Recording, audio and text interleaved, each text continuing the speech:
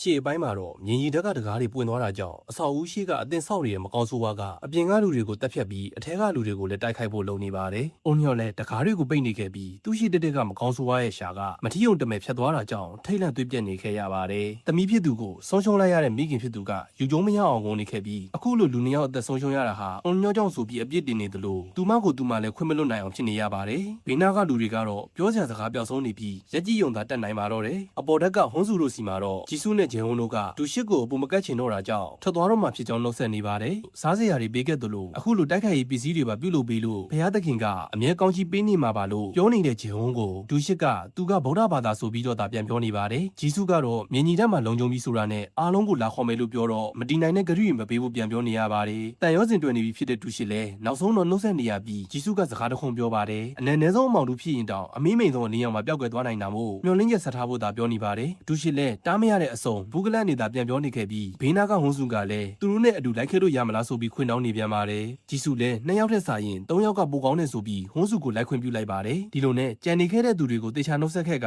အခန်းစီကနေလက်နက်ကိုစီနဲ့ထွက်ခွာလာခဲ့ပါတော့တယ်။ဒါအပြင်နောက်ထပ်အပေါ်ထက်မှာတောင်တင်နေတဲ့ဂျူလိုရှိပါသေးတယ်။သူတို့ကတော့စစ်တောင်းအောင်အဖိုးကြီးနဲ့သူ့ရဲ့ပါစင်နဲ့တူနာပြီးဖြစ်တဲ့ယူရီလိုပဲဖြစ်ပါတယ်။အဖိုးကြီးကတော့အောက်ထက်ကိုဆင်းကျင်နေပြီဖြစ်ပြီးအန်ရီကင်းမှမလားလို့စိုးရိမ်နေတဲ့ယူရီကတော့မသွားဖို့ကိုသာပြောနေရပါတယ်။အောက်ထပ်မှာတော့ခုနကမကောင်းဆိုးဝါးဖြစ်စည်းသွားတဲ့နေရာကိုအုံညော့ဥဆောင်ပြီးအသေးအတန်ပိတ်နေခဲ့ကြပါတယ်။အတော်ကြီးနှစ်ယောက်ကတော့ထုံးစံအတိုင်းတာချောင်းမာချောင်းကအစချီပြီးစောရီကြောင်ရဲ့ကိုရေးကိုတာတွေအထိပါသူတို့ပြဿနာအတိုင်းယူဆပြီးတိုင်ပင်ဆွေးနွေးပေးနေကြပါတယ်။သတို့သားလောင်းကလည်းဒီအဆောက်အဦမှာနေတာဖြစ်ပြီးလက်ထပ်ပွဲလို့ဖို့2ရက်အလိုမှာပဲပျောက်ချင်းမလားပျောက်သွားတာမလို့တနာမိတယ်ဆိုပြီးအတင်းတုံနေကြပါတယ်။လက်စစ်ခန်းတွေကစောရီကြောင်ကတော့ပင့်ကူမကောင်းဆိုးဝါးတကောင်နဲ့ရုံးကန်တိုက်ခိုက်နေရပြီဖြစ်ပါတယ်။ဒီတိုင်းတိုက်လို့မနိုင်မှန်းသိတဲ့စောရီကြောင်ကတော့အပေါ်ကအရေးပေါ်ပိုက်ခေါင်းတစ်လျှောက်ပတ်ပြေးနေခဲ့ပြီးအောက်ကိုပြင်ဆင်ကန်ဒီမှာပဲလေဘင်းကိုပင့်ကူလက်တံနေနဲ့ရစ်ပတ်ခံရပါတော့တယ်။အရှိသလောက်ရုံးကန်ပြီးဘေးနားမှာရှိတဲ့ပြတင်းပေါက်ကိုခွဲကမှန်ကွဲစားကိုယူပြီးပင့်ကူရဲ့လက်တံတွေကိုဖျက်ရပါတော့တယ်။ဒီလိုနဲ့စောရီကြောင်တယောက်ပင့်ကူမကောင်းဆိုးဝါးရဲ့လက်ကလက်မတင်လေးပဲလွတ်လာခဲ့ပြီးဖြစ်ပါတယ်။တန်းစင်ကန်ထဲမှာတော့အကျဉ်းသားတရားမရှိပဲသွေးတဲ့အုံရော့ကိုတတိထားဖို့နဲ့ဒီနေရာကိုခေါင်းဆောင်ဝင်မပြုဖို့စူပါမားကတ်ပိုင်ရှင်ဦးလေးကြီးကိုမြောက်ပေးနေကြပါတယ်။ဦးလေးကြီးကတော့အုံရော့ကအကုန်လုံးကိုကယ်တင်လိုက်တာဖြစ်ပြီးသူသာအခုလိုမလုပ်ခဲ့ရင်သူတို့အားလုံးခုနကတည်သွားတဲ့စစ်သားလိုဖြစ်နေမှာလို့အပိုင်းလေးကိုရောက်မှစကားအမှန်ကြီးပြောနေပါတော့တယ်။ဒါတွေကိုအုံရော့ကကြားနေခဲ့ပြီးသူရှိမှလူတွေတည်သွားတာတွေမကောင်းဆိုးဝါးလက်ကတီတီလေးလွတ်လာတာတွေကိုပြန်တွင်းမိပြီးကြောက်လန့်ပြီးတုံလုံးနေခဲ့ပါတော့တယ်။တန်းစင်ကန်ထဲကထွက်လာတော့အသက်ဘေးကလွတ်လာတဲ့စောရီကြောင်နဲ့တွေ့ပြီးမကောင်းဆိုးဝါးရှိရာတည့်ရသားနဲ့လက်စစ်ခန်းထဲကိုသူ့ကိုလွတ်လိုက်တဲ့ဆိုပြီးတစ်ချက်တွေ့ခံရပါတော့တယ်။ TV သတင်းတွေမှာတော့ကိုရီးယားနိုင်ငံမှာအခုဆိုရင်မာရှယ်လောထုတ်ပြန်လိုက်ပြီဖြစ်ပြီး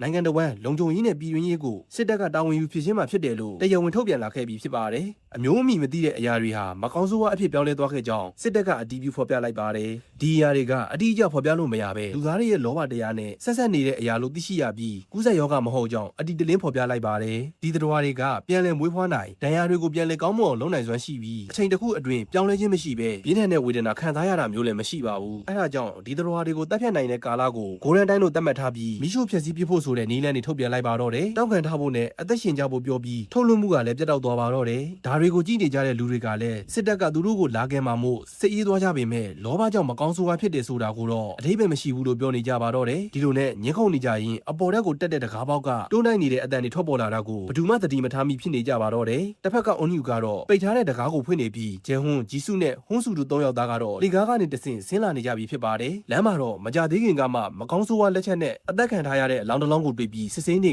ဂျီဆုကတော့တည်ဆုံးသူရဲ့အိတ်ထဲကစားစရာမုံကိုယူပြီးဟွန်းစုကိုပေးပါတယ်။အခုချိန်မှာမျော်လင့်ချက်ကကောက်ရိုးစားတမင်ဆိုရင်တောင်ဆွဲထားရမှာဖြစ်ပြီးမုံကိုလက်ခံလိုက်တဲ့ဟွန်းစုကိုလည်းဂျီဆုကဒီကိစ္စရဲ့ကြံရပါလို့ပါပြောပါတော့တယ်။ဒီလိုနဲ့နေရာကထွက်သွားလိုက်ကြပြီးကြံနေခဲ့တဲ့ဟွန်းစုကိုပုံခုနေတဲ့မကောင်းဆိုးဝါးတကောင်ကထင်မှန်မထားတဲ့အမြန်လုံးတစ်ခုနဲ့တိုက်လိုက်ပါတော့တယ်။ဒီလိုနဲ့ဟွန်းစုတယောက်လည်းအပေါ်ဓာတ်ကနေပြုတ်ကျလာပြီးသွေးရိုင်ထဲမှာလဲနေပါတော့တယ်။ပြုတ်ကျလာတဲ့ဟွန်းစုကိုမြင်ပြီးတကားနားမှာရက်နေတဲ့အုံညူကတော့ကြောက်လန့်တရားနဲ့ငယ်တန်းပါတဲ့အထိអော်ပါတော့တယ်။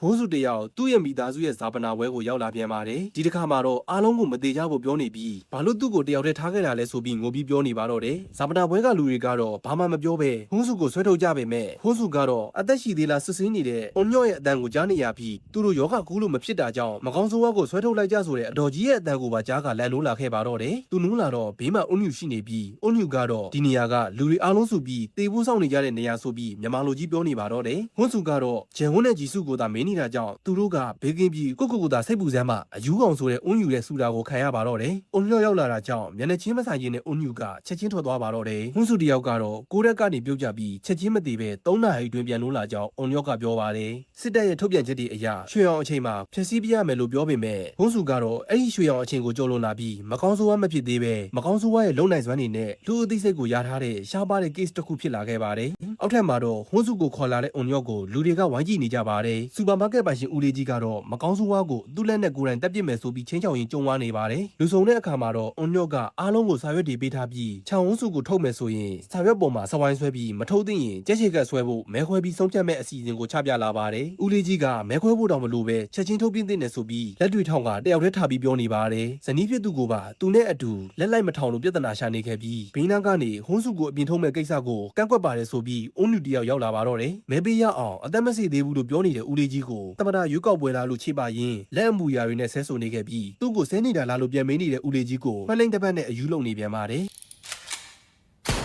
အုံညောကတော့မဲပေးတဲ့အခါကိုရေးကိုတာကိုထိမ့်သိမ့်တဲ့အနေနဲ့လှည့်ဝက်မဲပေးရမှာဖြစ်ပြီးအကြောင်းကတော့ဟွန်းစုကိုထုတ်တာလူတက်မှုမြောက်နိုင်တယ်လို့အကြက်ကင်ပါတော့တယ်။ဒီအစီအစဉ်ကိုကန့်ကွက်သူရှိပေမဲ့အများစုကထောက်ခံခဲ့ကြပြီးပေါ်တင်ကန့်ကွက်နေတဲ့ဦးလေးကြီးကချက်ချလက်ချနဲ့ရှင်းပြနေတဲ့အတော်ကြီးဟဲ့အင်းကိုပြဿနာရှာပြီးရိုက်နှက်ဖို့လုပ်ပေမဲ့စောရီကြောင်ရဲ့အကြီးတစ်ချက်ကြောင့်မတက်တာပဲနောက်ဆုံးနေရပါတော့တယ်။အပေါ်တဲ့အဖိုးကြီးသူရှိရဲ့အခန်းမှာတော့အတော်ကြီးကဓာတ်တဲ့ချောင်းနဲ့ခါကျက်ဥကိုလီးနေပြီးလက်ချောင်းတွေပါလီးမိကသွေးရည်အလိမ့်လိမ့်ထွက်လာနေခဲ့ပြီးဖြစ်ပါတယ်။သို့ပေမဲ့နာကျင်ခြင်းမရှိပဲအိတ်နေတဲ့ကလေးတွေကိုသူမရဲ့မျက်စံနဲ့တွေနဲ့တစ်ချက်လက်ကြည့်နေပါတော့တယ်။အောက်ထက်ကမဲခွဲမှုမှာထောက်ခံမဲ8ခုကန့်ကွက်မဲ9ခုဖြစ်နေပြီးမဲပေးဖို့နောက်ထပ်1ယောက်ကြက်ရှိနေသေးတာဖြစ်ပါတယ်။ဦးလေးကြီးကတော့9ယောက်တောင်ကန့်ကွက်ခဲ့လို့အုံနောက်မရှိဘူးလားလို့အော်ဟစ်မင်းနေတော့နောက်ကအွန်ညော့ကသူကိုယ်တိုင်ကန့်ကွက်မဲထည့်လိုက်ပါတော့တယ်။အခုဆိုရင်ထောက်ခံမဲနဲ့ကန့်ကွက်မဲတူနေခဲ့ပြီဖြစ်ပြီးဘူးတွေကကြံနေခဲ့တဲ့မဲတစ်ခုရဲ့အဆုံးအဖြတ်နဲ့ရှေ့ဆက်ရတော့မှာဖြစ်ပါတယ်။ဘူးတွေကမဲကလည်းကန့်ကွက်မဲတစ်ခုသာဖြစ်နေပြီးဒါတွေကိုမကျေနပ်တဲ့ဦးလေးကြီးကတော့ဟွန်းစုကိုသွားခေါ်ခိုင်းมาတော့တယ်လူတန်းမှုဆိုတာလူကိုတတ်တာဖြစ်ပြီးအခုကလူမဟုတ်ဖဲမကောင်းဆိုးဝါလို့ပြောပြီးမဲခွဲမှုရလက်ကိုမကျေနပ်ကြောင်းပြောကရစ်နေပြန်ပါတယ်အဲ့ဒီနောက်သူကိုယ်တိုင်လည်းနှာခေါင်းသွေးထွက်လာပြီးကူးဆက်ခံရတာမဟုတ်ဘူးလို့ရေယူရင်းရှေ့ကိုဆက်သွားတဲ့အခါသူမကောင်းဆိုးဝါလို့ဆက်ဆံခဲ့တဲ့ဟွန်းစုနဲ့တိုက်မိပါတော့တယ်ဟွန်းစုလည်းဦးလေးကြီးကိုသူနဲ့အတူအပြင်ကိုထွက်သွားမလားလို့ချင်းချောင်နေခဲ့ကဦးလေးကြီးလည်းသွေးထက်လွန်ပြီးမေးလဲသွားပါတော့တယ်အပြင်မဲ့တနေရာမှာတော့လူအမိုက်တတိုက်ကလူစုပြီးဟွန်းစုကိုဝေဖန်လေကန်နေကြပါတော့တယ်။ခေါင်းထိပ်ပြီးသွေးရည်အများကြီးထွက်တာတော့မသေးသေးတာကြောင့်ဘလို့တဲ့ရမလဲဆိုပြီးပြောနေတာကြောင့်အတော်ကြီးဟဲ့အင်းကလူတက်မှုကိုအာမပေးတဲ့ကြောင်ဝင်ပြောပါတယ်။ဒီအခြေအနေတွေကိုမျက်နှာမှာဒဏ်ရာရနေတဲ့လူကအကဲခတ်နေခဲ့ပြီးပောက်ခရတွေပြောနေတဲ့ထိုလူတွေစီကိုအုံညူရောက်လာကသူများအကြောင်းကိုစိတ်ဝင်စားမနေပဲကိုယ့်အလက်ဘယ်ချင်းရောက်လာမလဲဆိုတာကိုသာတွေးထားကြဖို့ညှော်နေပြန်ပါတယ်။တီးတန့်ခန်းထဲမှာတော့စူပါမားကတ်ပိုင်ရှင်ဦးလေးကြီးကသတိရလာခဲ့ပြီးဖြစ်ပါတယ်။သတိရချင်းမှာပဲဘေးနာကဟွန်းစုကိုခုနကသူမဟုတ်တဲ့အတိုင်းမျက်နှာပြောင်တိုက်ပြီးသူသိကျင်သမျှကိုမေးပါတော့တယ်။ကူးဆက်ခံရတာတေချာနေပြီမို့ဘလို့တောက်ခံရမလဲမေးနေတဲ့ဦးလေးကြီးကိုဟွန်းစုတယောက်ကတော့သတိလေးပါလေးကတ်ဖို့ကိုသာပြောနေရပါတော့တယ်။ဝမ်းနေနေတဲ့ဦးလေးကြီးရဲ့ဇနီးဖြစ်သူကိုလည်းအတော်ကြီးဟဲ့အင်းနဲ့အပေါင်းပါတွေကကိုယ့်အပေါ်မကောင်းခဲ့တဲ့ဒီလူကိုဆက်မပေါင်းမဲ့ကွာရှင်းပြဖို့ကိုသာတိုက်တွန်းနေကြပါတယ်။ဒါအပြင်စူးဝန်းပြောက်လို့လိုက်ရှာနေတဲ့စောရီကြောင်ကိုလည်းတကားအပေါင်းဝမှာဖြစ်ပျက်ခဲ့သမျှကိုဟဲ့အင်းကပြန်ပြောနေခဲ့ပြီးစူးဝန်းသိဆုံးသွားတာကိုတီးလိုက်ရတဲ့စောရီကြောင်ကလည်းဘာမှမတတ်နိုင်ပဲတယောက်တည်းထိုင်နေရပါတော့တယ်။ခင်မုန်းလောင်းကိုလည်းသတိရနေခဲ့ပြီးသူပေးထားခဲ့တဲ့ဆွဲကြိုးလေးကိုထုတ်ကြည့်နေရင်နောက်ကနေအတော်ကြီးရောက်လာပါတော့တယ်။အတော်ကြီးကစားစရာတွေလာပေးတာဖြစ်ပြီးစားဖို့လုပ်နေတဲ့ဤကြောင်ကရုတ်တရက်ပြုတ်ရတယ်လို့ဖြစ်လာတာကြောင့်အတော်ကြီးလည်းတစ်ခုခုကိုရိမ့်မိနေပါတော့တယ်။တစ်ဖက်မှာလည်းသမီးဖြစ်သူတယောက်မျက်စိရှိမှတိတ်ဆုံးသွားတာကြောင့်ကြေကွဲနေတဲ့အမေဖြစ်သူကိုလည်းဂျီစုကအားတင်းထားဖို့ပြောပြီးသူလာတဲ့စားစရာအချို့နဲ့နှစ်သိမ့်ပေးနေတာကိုဘေးကဖြတ်သွားတဲ့အုံးညူကလည်းအမတ်မထင်တွေ့လိုက်ရပါတယ်။တန်းစင်ကန်ထဲမှာတော့ဂျီစုတယောက်ဘေ့စ်ဘောတုပ်ကိုကြည့်နေပြီးအတိတ်ကအချိန်တွေကိုပြန်လည်မြင်အောင်နေမိပါတယ်။ဘေ့စ်ဘောတုပ်တက်ကိုကောင်းကောင်းအသုံးပြုတတ်အောင်တင်ပေးခဲ့တဲ့ရည်စားဖြစ်သူကိုပြန်မြင်အောင်နေခဲ့ပြီးလက်ရှိမှာတော့အတိတ်ကဒဏ်ရာတွေကိုတန်းစင်ကန်ထဲကရေတွေနဲ့သာစီးကြောနေခဲ့ရပါတယ်။သဘောကောင်းကြအောင်ဆောင်တာစိတ်ပြက်စရာကောင်းပြီးဒီလိုအရာတွေလုပ်ပေးလိုက်ုံနဲ့အသက်ရှင်မှုအားရရှိလာမယ်ထင်လားလို့ဘေးနာကလာညော်နေတဲ့အွန်ညူကိုဂျီစုတယောက်ကတော့အယူကအယူလိုနေဖို့ပြောပြီးနေရာကနေထွက်သွားပါတော့တယ်။ညနာဘော်ကဒဏ်ရာတွေနဲ့လူလဲခြေဦးတရလျှောက်သွားနေတော့ခြေတေးကအသင်းဆောင်နေတဲ့ဆန်းဦးကိုတွေ့လိုက်ရပါတယ်။ဆန်းဦးကတော့မပြောမဆိုနဲ့ထိုးလူကိုရိုက်နှက်နေခဲ့ပြီးအဲ့လူကလည်းဆန်းဦးကိုပြန်လဲတိုက်ခိုက်ပြီးထွက်ပြေးပါတော့တယ်။ကူးဆက်ခံရသူတွေကိုထားတဲ့တီးတန့်ခန်းစီထွက်ပြေးလာခဲ့ပြီးအခန်းရှိမှရှိနေတဲ့သူတွေကိုသူလည်းကူးဆက်ခံရပြီးမို့သူ့ကိုပါတီးတန့်ခန်းထဲထည့်ဖို့ပြောပါတော့တယ်။ဆန်းဦးကတော့နောက်ကနေအေးအေးဆေးဆေးလိုက်လာခဲ့ပြီးလမ်းမှာတွေ့တဲ့အုံညူကတော့ဖော်ဖော်ယူဆက်ဆံနေပေမဲ့သူမကိုမရှိသလိုလုံနေတာကြောင့်နှာဘူးကောင်လိုဆဲပြီးတယောက်တည်းကြံနေခဲ့ပါတော့တယ်။တီးတန့်ခန်းထဲဝင်တော့မဲ့ထိုးသူကိုဂျေဟွန်းကရောက်လာပြီးအခြားအကြောင်းရင်းရှိလို့အခုလိုဆုံးဖြတ်လိုက်တာလားလို့မင်းနေတော့ဆန်းဦးရောက်လာပြီးရိုက်ဖို့လုပ်နေတာကြောင့်ဂျေဟွန်းကတားရပြန်ပါတယ်။ဒီလိုနဲ့ထိုးလူလဲဂျေဟွန်းကျေးဇူးနဲ့ဆန်းဦးလက်ကနေလွတ်လာပါတော့တယ်။အိတ်နေတဲ့ဟွန်းစုကိုအဲ့လူကစိုက်ကြည့်နေပါတယ်။လန်ပြီးနိုးလာတဲ့ဟွန်းစုကိုပါလာတဲ့အသားချောင်းကိုပေးပြီးမိဝက်နေပေမဲ့ဟွန်းစုမြင်းတာကိုသာခံလိုက်ရပါတယ်။အဲ့ဒီနောက်အနာကိုကပ်ပြီးဘလို့လို့ရင်ဟွန်းစုလိုဖြစ်မှလဲလို့မင်းနေပြန်ပါတယ်။ဒါ တွေကိုအပြင်ကနေဆန်းဦးကစောင့်ကြည့်နေခဲ့ပြီးသူ့ကိုတိုက်ခိုက်တုန်းကရလာခဲ့တဲ့ထိုလူရဲ့အခန်းတော်နဲ့တခုခုကိုလှုပ်ဖို့ကြံစည်နေပါတယ်အတော်ကြီးကလည်းစောကြီးကြောင်ကိုစီးစစ်တဲ့ကိရိယာပေးပြီးကိုဝင်ရှိမရှိစစ်ကြည့်ဖို့အတင်းပြောနေရပါတယ်နောက်တနေ့နဲ့မှာတော့ဂျောင်းဝန်းတယောက်ထုံးစံအတိုင်းဝေပြူနေခဲ့ပါတယ်ဝေပြူဆူတောင်းပြီးတဲ့အခါမှာတော့သူတို့အပေါ်ဓာတ်မှာရှိတော့ကပထမတက်ကအနေရကင်းနေဆိုပြီးလှမ်းပြောတဲ့အွန်ညောကိုပြဿနာရှာရင်းနေပြန်มาတော့တယ်အွန်ညောကတော့ဂျန်ဝန်းရဲ့ဒိုင်းကကိုသာစိတ်ဝင်စားနေပြီးဘသူလောက်တာလဲလို့မေးလိုက်ပါတော့တယ်အပေါ်ဓာတ်မှာတော့ဒူရှစ်တယောက်လက်နက်ကရိယာတွေကိုပြင်နေပါတယ်ကလေးတွေကအတော်ကြီးတန်းစင်ကန်းနဲ့ဝင်သွားတာတနားရီလောက်ကြာပြီဆိုပြီးလာပြောတော့ဒူရှစ်လည်းထိတ်လန့်နေခဲ့ပါပြီကလေးတွေကိုဘေးဖယ်ခိုင်းထားပြီးသူ့ရဲ့တနက်ကိုယူကတန်းစင်ကန်းကိုဖွင့်လိုက်တော့ထင်မှန်မထားတဲ့ဖြစ်ရတစ်ခုဖြစ်တဲ့ကိုစတေးပြီးမကောင်းဆိုးဝါးအတိုက်ဆောက်နေတာကိုတွေးလိုက်ရပါတော့တယ်ဒီနေရာလေးမှာပဲအပိုင်းလေးကပြီးဆုံးသွားပါတယ်။နောက်နေ့မှာတော့အပိုင်း9ကိုဆက်တင်ပေးပါမယ်။ Like, Follow, Subscribe လေးလုပ်ပြီး Comment တစ်ခုခုမှန်းခဲ့ပေးကြပါအောင်။ Share ပေးခဲ့ကြပါအောင်။ကျေးဇူးအများကြီးတင်ပါတယ်။